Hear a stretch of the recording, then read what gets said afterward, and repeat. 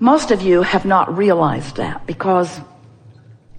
or you must not realize it, because you give a lot of attention to things. You practice the vibration of things. You foster beliefs about things that we know and you know you don't want. But because they are facts, or because they are reality, you feel obligated or committed to be objective. It's true.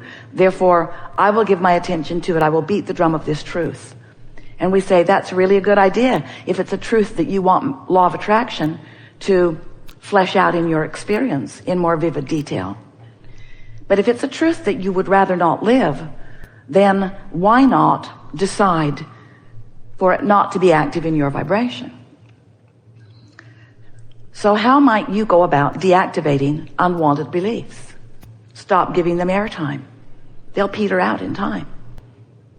In other words, nothing will continue to be active in your vibration when you have lack of attention to it. That's what Jesus meant when he said, turn the other cheek. Give your attention to wanted, practice the vibration of wanted, law of attraction will respond to that. And that is primarily what you will be living, you see. Now, all of this is familiar to you, isn't it? If you've been listening to us for a while, have you? Do you know that you are the creator of your own reality?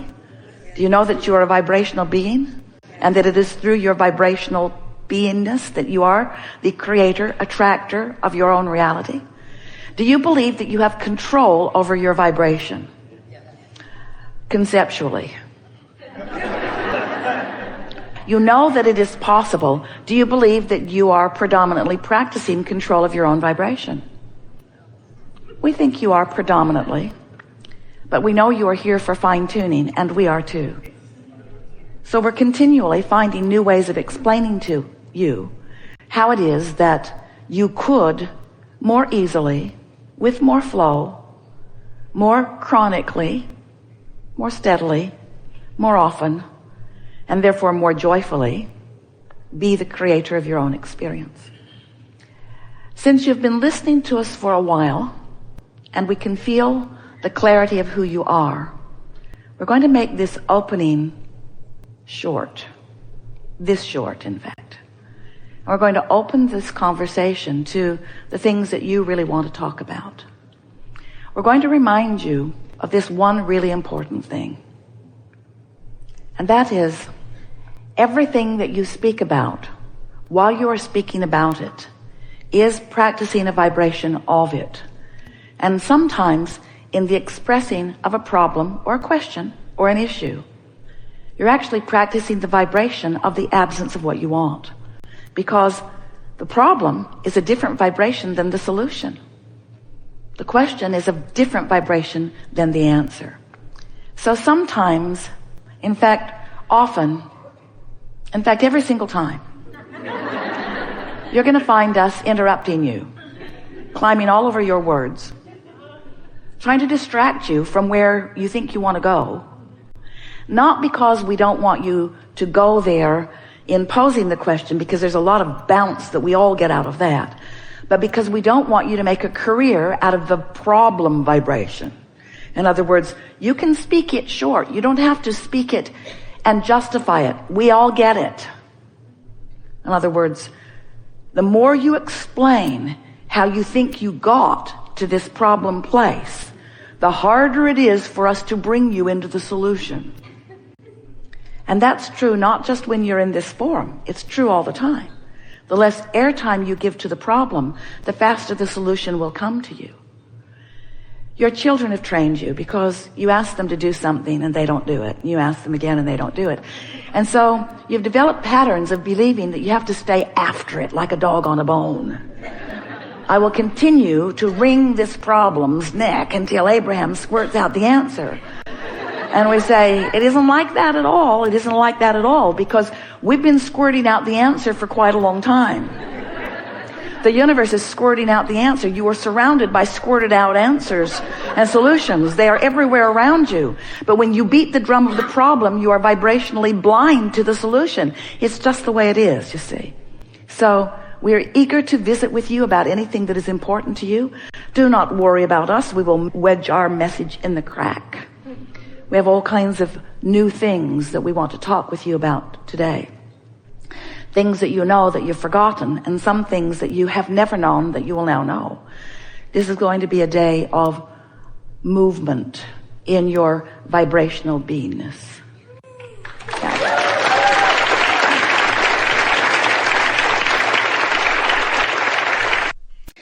So we want to call your attention now to this point of attraction, because this really is where all of your power is. You have the power right here and right now, and nobody else has that power for you. And you don't exercise it very well, but you're going to get better and better at it. You have the power right here and now to affect a vibration, to launch a vibration, to offer a vibration, to enact a vibration, to get a vibration going, to offer a vibration, to emit a vibration, to send a vibration, to send out a signal. You have the ability to do it right here, right now.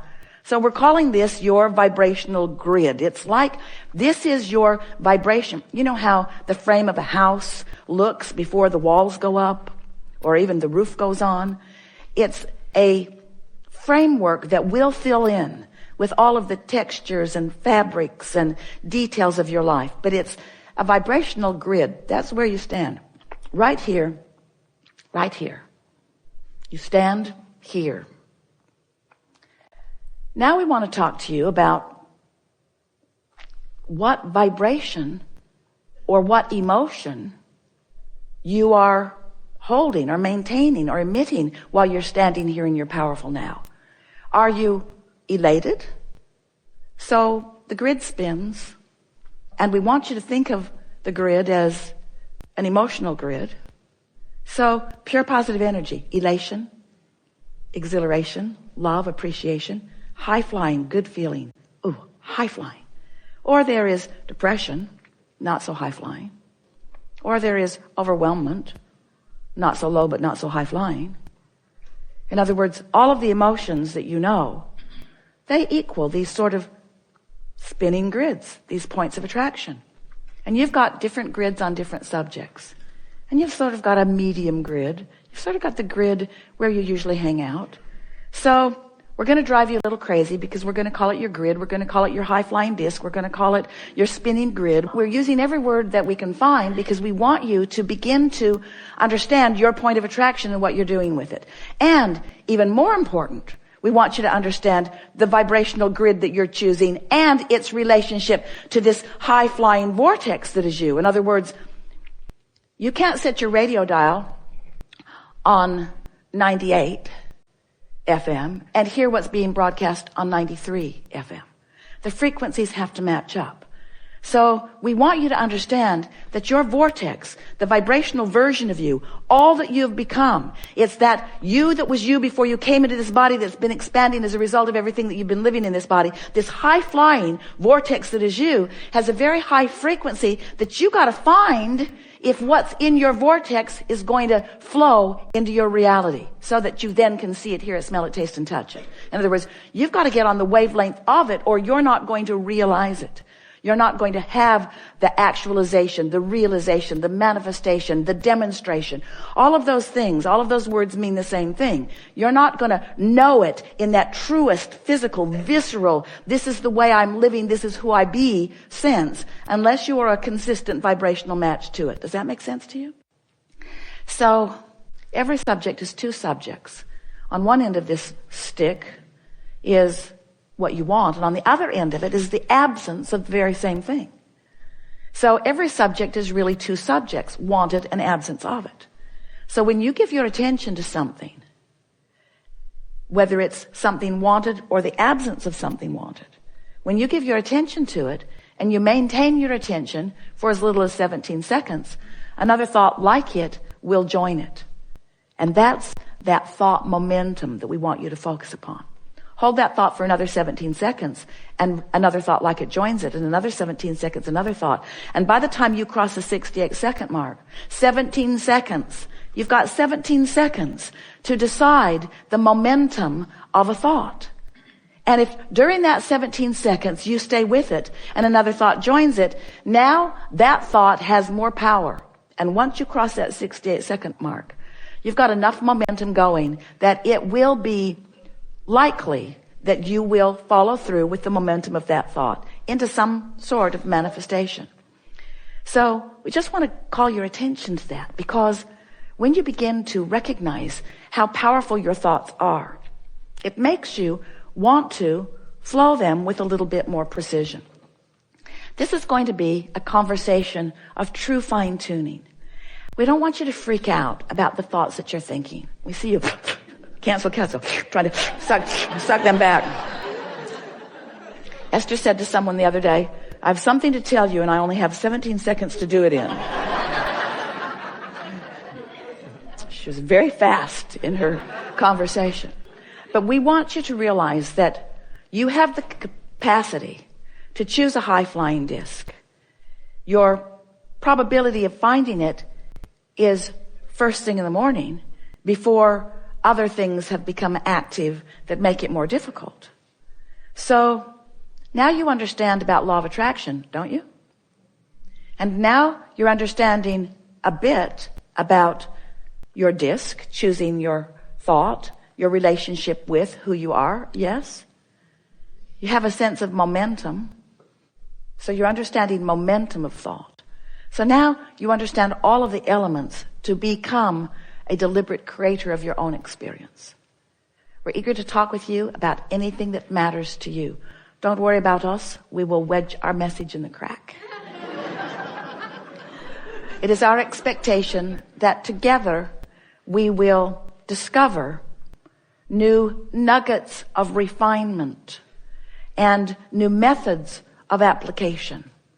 And most of all, new heartfelt, from your standpoint, reason for more deliberate focus. We know that you want to be the deliberate creator of your experience. We know that for the most part you aren't the deliberate creator of your experience.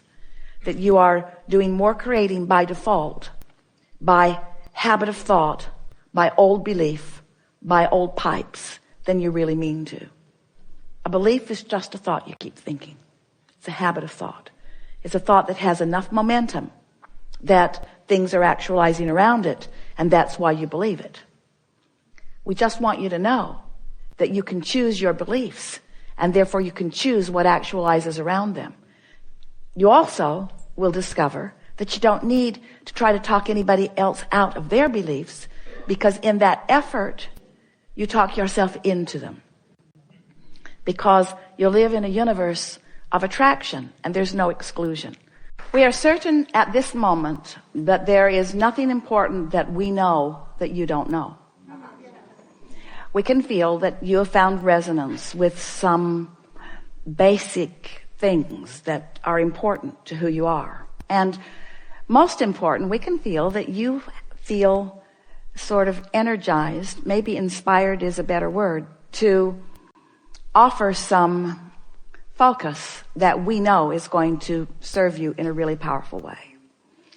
It is such pleasure for us to interact with those like you who are determined and strong in your desire, who are willing and even patient enough to walk with us slowly sometimes to find these nuggets of clarity that you just feel resonance with.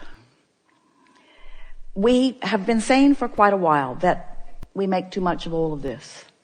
In our desire to simplify it for you, we go on and on and on. But it is our knowing that today you have found some simple steps, and we know you feel the resonance with who you are.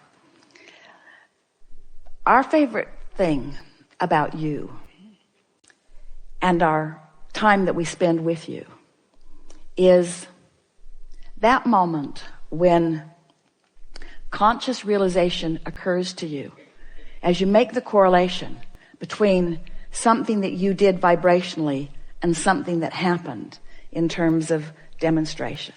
That's just the best for us.